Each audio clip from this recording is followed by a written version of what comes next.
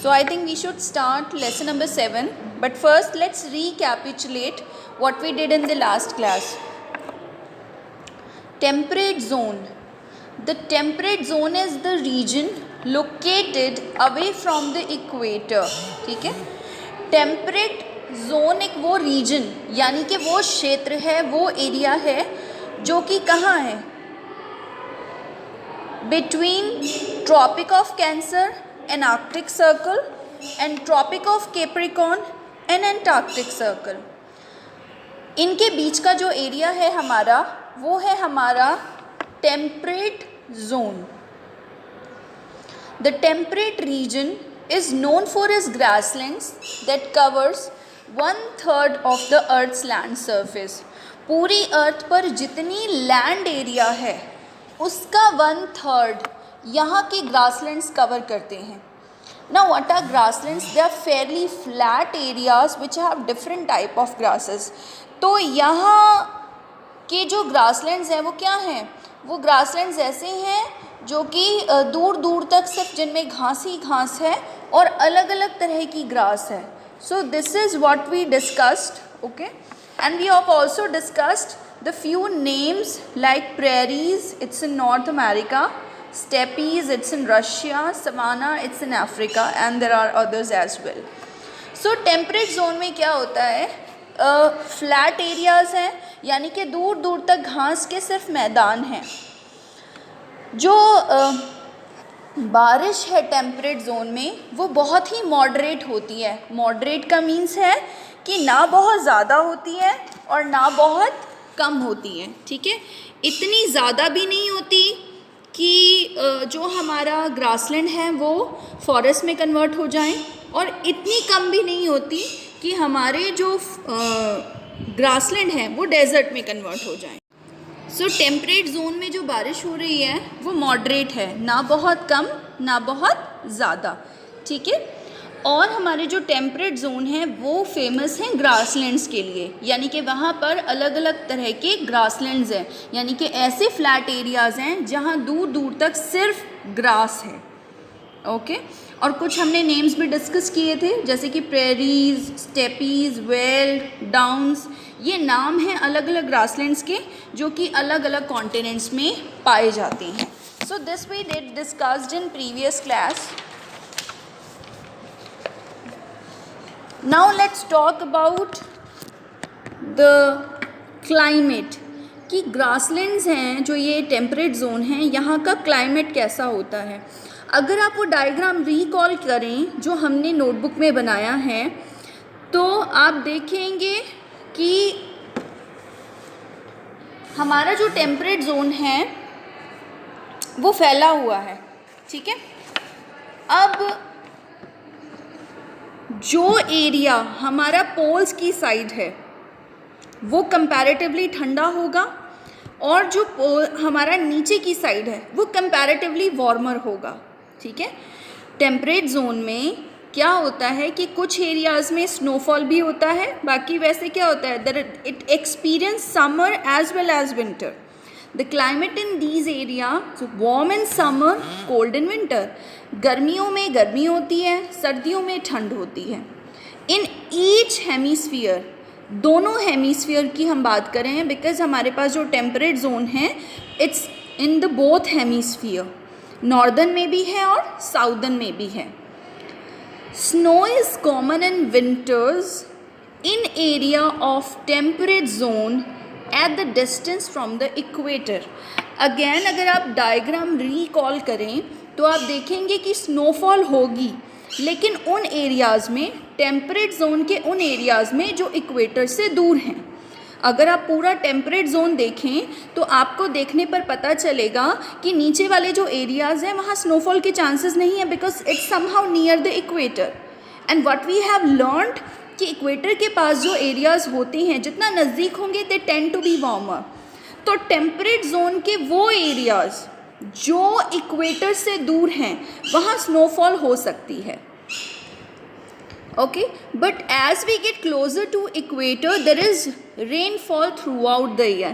लेकिन इक्वेटर के जो नज़दीक एरियाज़ हैं हमारे टेम्परेट जोन के, वहाँ पर साल भर बारिश होती है. लेकिन अगेन बारिश हो रही है लेकिन बहुत ज़्यादा नहीं हो रही, क्योंकि इतनी ज़्यादा भी नहीं हो रही कि वो फॉरेस्ट में कन्वर्ट हो जाएं, इतनी कम भी नहीं हो रही कि हमारा जो ग्रासलैंड है वो डेजर्ट में कन्वर्ट हो जाए. Average temperature it is between 5 degree Celsius to 20 degree Celsius. 5 degree Celsius से लेकर 20 डिग्री सेल्सियस तक हमारा टेम्परेचर रहता है. Grassland exist in every continent except Antarctica. Antarctica को छोड़कर सभी कॉन्टिनेंट्स में ग्रासलैंड्स हैं, ठीक है, लेकिन एंटार्क्टिका में नहीं है. Reason we have already discussed, because it's covered with snow throughout the year. पूरे साल बर्फ़ से ढका हुआ रहता है, तो फिर कोई वहाँ पर स्नो की वजह से कोई ग्रासलैंड नहीं है. Plant life in this region is essentially grass and some flower. कुछ पौधे होते हैं यहाँ पर, ठीक है, फ्लावरिंग प्लांट्स होती हैं. And the size of the grass it depends कि कितनी बारिश हुई है, ठीक है. बारिश के ऊपर, सीज़न के ऊपर हमारी ग्रास की लेंथ, हमारी ग्रास का जो कलर है वो डिपेंड करता है. Since the prairies in North America received a lot of rainfall the grass is there is tall. जो प्रेरीज है नॉर्थ अमेरिका में, वहाँ पर क्या होता है कि बारिश बहुत अच्छी खासी होती है, तो वहाँ की घास जो है वो लंबी है. स्टेपीज़ में बारिश कम होती है, तो वहाँ की ग्रास जो है वो छोटी है. ओके,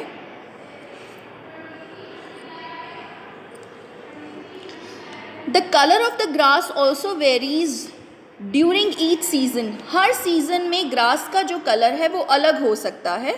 क्यों? क्योंकि बारिश की वजह से. आपने नोटिस किया है कि जब बारिश होती है तो क्या होता है कि हमारे जो प्लांट्स हैं हमें बहुत अच्छे, मतलब दे अपीयर मोर ग्रीनर बिकॉज वो वॉश आउट हो जाती हैं, और बारिश के बाद दे ग्रो मोर अप्रोप्रिएटली. तो ऐसे ही हमारे हर ग्रासलैंड में सीज़न के ऊपर डिपेंड करता है कि वहाँ की ग्रास, रेनफॉल के ऊपर डिपेंड करता है कि कितनी लंबी होगी या उसका कलर क्या होगा. वाइल्ड लाइफ की हमने बात करी थी कि 3 तरह के एनिमल्स होते हैं: grazing, burrowing, predator. Grazing means जो चरते हैं, घास वगैरह खाते हैं. बरोइंग मीन्स जो बिल बनाकर रहते हैं. एंड प्रेडेटर, प्रेडेटर मतलब शिकारी, जो दूसरों को मारते हैं, ठीक है, तो kill, those who hunt. So these are the wildlife. Now African savanna is the home to elephant, giraffe, rhino, zebra, lion, hyena, warthogs. In grassland of Australia we can find koala, wallabies and kangaroos. So ये कुछ animals के name हैं जो कि हमें इन grasslands में मिल सकते हैं. Human impact. The prairies in North America are known as granary of the world. Prairies grassland को पूरे विश्व का ग्रैनरी कहा गया है, क्योंकि यहाँ पर बहुत ही ज़्यादा वीट का प्रोडक्शन होता है. सो प्रेरीज को ग्रैनरी ऑफ द वर्ल्ड बोला जाता है. और वीट के अलावा राई, ओट, बार्ले, ये सब यहाँ उगाए जाते हैं. Wheat is also grown in South America and Australia.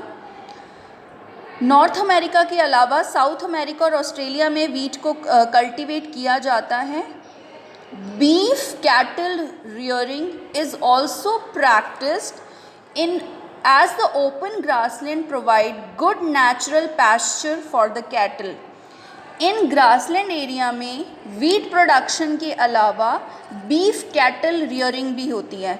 Rear करने का मतलब होता है पालना, ठीक है, रियर करना मतलब पालना.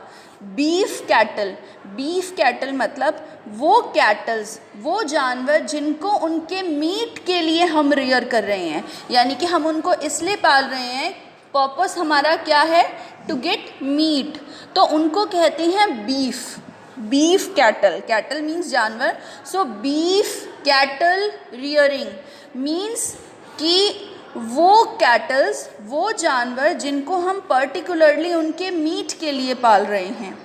रीज़न क्या है? प्रैक्टिस मतलब ये किया जाता है। Beef cattle rearing is also practised as, क्योंकि ओपन ग्रासलैंड, जो हमारे ओपन ग्रासलैंड है, they provide, what are they providing? Good natural pasture, यानी कि कैटल्स को पालने के लिए बहुत अच्छा नेचुरल खाना हमें वैसे ही मिल जाता है। आप एनिमल्स पालना चाहते हैं और एक ऐसी जगह जहाँ पर देयर इज़ ग्रास, ठीक है, नेचुरली आपको बहुत ज़्यादा ग्रास मिल रही है, so it's like it's like a park, एक एडिशन हो गया ना वहाँ पर, जहाँ इतनी अच्छी हमें इतनी ह्यूज अमाउंट में घास मिल रही है, तो वहाँ पर कैटल्स को पालना इजी हो जाता है क्योंकि नेचुरल फूड वहाँ पर हमें इजीली अवेलेबल है। Live stock farming and serial farming are both common practices of the people living in grassland area. Grassland area में रहने वाले लोग सीरियल फार्मिंग यानी कि अनाज उगाते हैं, ठीक है। दूसरा लाइव स्टॉक फार्मिंग करते हैं यानी कि कैटल्स को पालते हैं। लाइव स्टॉक फार्मिंग होती है डोमेस्टिक एनिमल्स को पालना, यानी कि पालतू जानवरों को, उन एनिमल्स को पालना जिनसे हम काम भी ले सकें और जिनको मिल्क के लिए रियर किया जाता है, ठीक है। जैसे कि dairy farming can be found in temperate grassland of New Zealand. The farm produce, dairy farming में क्या होता है, एनिमल्स को हम रियर करते हैं for milk and milk products, okay. So you have to read this paragraph and we'll discuss again in the next class.